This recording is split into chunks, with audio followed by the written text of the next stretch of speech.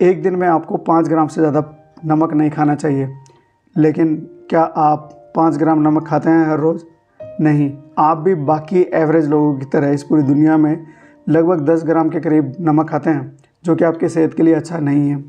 और इसी ज़्यादा नमक खाने की हैबिट की वजह से हर 4 में से 1 इंसान को बीपी की प्रॉब्लम होती है, और इस बीपी की वजह से बहुत सारे लोगों को दिल की प्रॉब्लम होती है, फिर आपके ब्रेन की प्रॉब्लम होती है, और कई बार लकवा भी मार जाता है।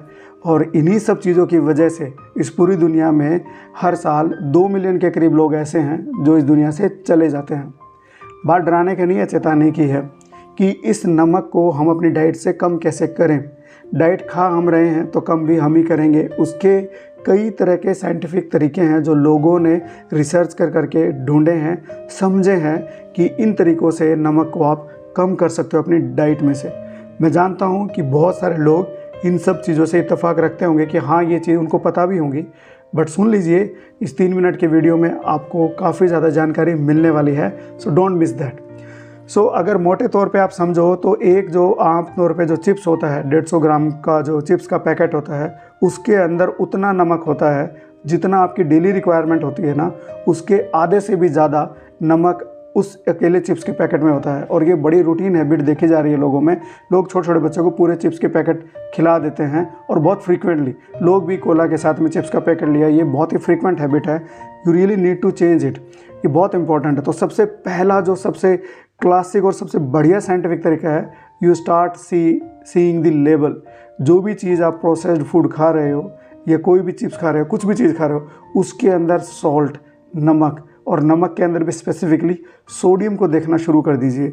अगर सिंपल एक स्टेप करेंगे तो आपका ब्रेन, आपका दिमाग जो है, और आपकी सेंसेस अपने आप ही आपको फोर्स करेगी कि कितना खाना चाहिए और कितना नहीं खाना चाहिए। So you just read food label. So ये सबसे सिंपलेस्ट वे है नमक कम करने का। आप लेबल पढ़िए, उसके अंदर देखिए कि पैकेज्ड फूड जो है उसमें सोडियम कितना है पर सर्विंग। पर सर्विंग का मतलब है कि कितने ग्राम में कितना सोडियम है, वो पढ़ेंगे तो आपको चीज़ें सॉल्व हो जाएगी।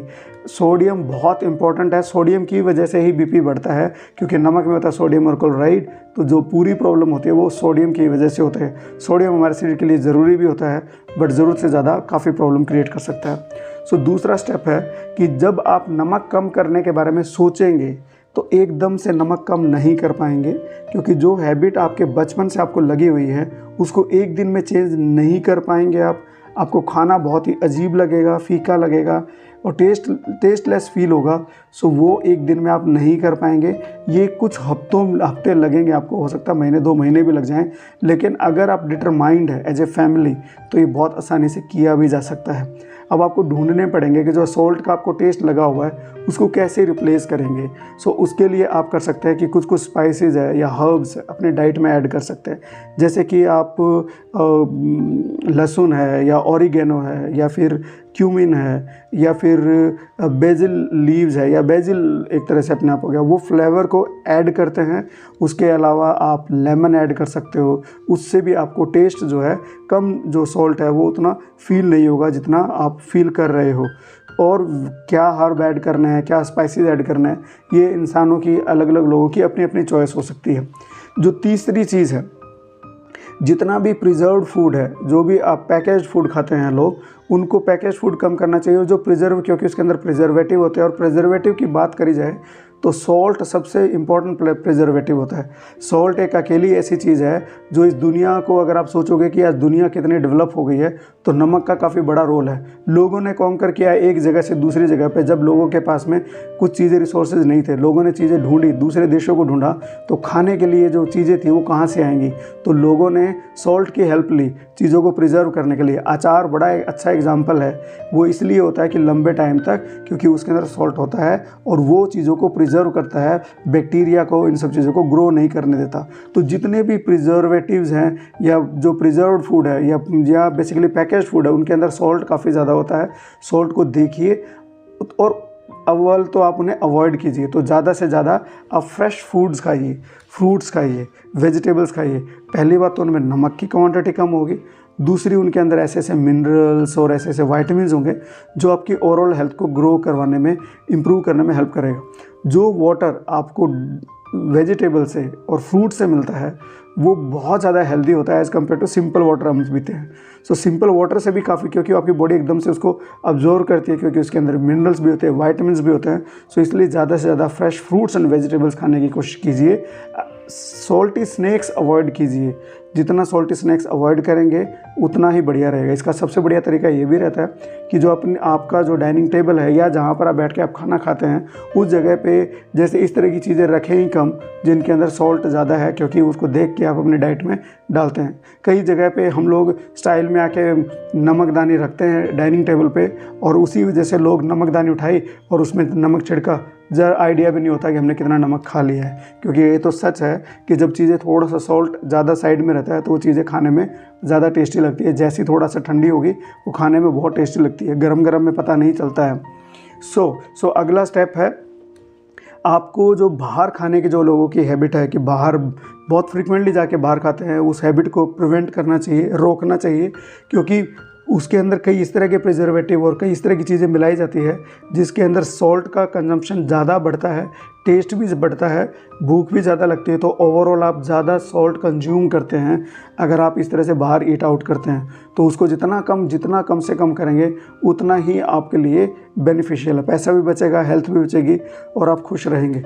सॉल्ट अगला जो स्टेप है, कभी भी सॉल्ट को एकदम से मत छोड़िए, धीरे धीरे करके स्टेप वाइज तरीके से छोड़िए।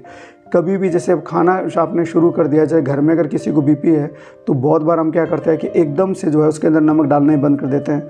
सो जो जिसको बीपी की प्रॉब्लम है उसका टेस्ट का इतना प्रॉब्लम हो जाता है कि वो चोरी छुपे भी नमक वाली चीज़ें जो है वो खाने की कोशिश करते हैं। उसका तरीका यही है कि आप अपने डाइट में नमक डालिए, साथ में थोड़े हर्ब्स डालिए, तो सॉल्ट थोड़ा डालिए नमक, और जब बाकी सब मेंबर है उसके हिसाब से आप डाल सकते हैं। उनके लिए आप वो चेंज अलग से कर सकते हैं। तो उनका टेस्ट धीरे धीरे डेवलप करवाइए। एकदम से सॉल्ट छोड़ना बिल्कुल सही नहीं है, उससे आप दोबारा से अगेन शुरू कर सकते हैं। सो ये बेसिकली ओवरऑल कुछ स्टेप्स थे जिनको आप फॉलो कर सकते हैं। मैं अगर पर्सनली समझूं तो जो सबसे इम्पोर्टेंट स्टेप जो पर्सनली जो घरों में यूज़ किया जाता है, जो हम फॉलो करते हैं, और जो डाइनिंग टेबल है उसके ऊपर सॉल्ट नहीं होना चाहिए, उसके ऊपर अचार की चीज़ें भी नहीं होनी चाहिए। अगर स्पाइसेस भी रखनी है वैसी स्पाइसेस रखो जिसके अंदर सॉल्ट ना हो, और वो आप जो है आप उसको इस्तेमाल कर सके टेस्ट को अल्टर करने के लिए, टेस्ट को इम्प्रूव करने के लिए। तो अगर डाइनिंग टेबल से इन चीज़ों को हटा दोगे तो बहुत ज़्यादा पॉसिबिलिटी है कि आप इसको कम कर पाएंगे। और प्रिजर्व्ड फूड और जो पैकेज फूड है जितना कम करेंगे उतना ही बढ़िया। और लेबल को देखना शुरू कर दीजिए। ये 3-4 हैबिट है, अगर आप फॉलो कर लोगे तो नमक आपकी डाइट से धीरे धीरे करके कम होना शुरू हो जाएगा। एक बहुत बड़ा मिथ ये भी है कि हम तो ये वाला नमक नहीं खाते, हम तो ये वाला नमक खाते हैं। It is salt, that's it. वो बहुत इंपॉर्टेंट चीज़ है, क्योंकि आपको हैबिट चेंज करनी है, उसके लिए आप दूसरा नमक शुरू करोगे, वो सही बात नहीं है। अगले वीडियो में आप देखने वाले हो कि लो सोडियम का जो चीज़ें चल रही है उसका क्या फ़ायदा है, क्या नुकसान है, और हमें उसे कैसे यूज़ करना चाहिए। So thank you so much. अगर वीडियो आपको अच्छा लगा हो तो लाइक करो, शेयर करो, सब्सक्राइब करो, जो दिल करे वो करो, लेकिन खुश रहो, मस्त रहो और नमक कम खाओ और हेल्दी रहो। Thank you.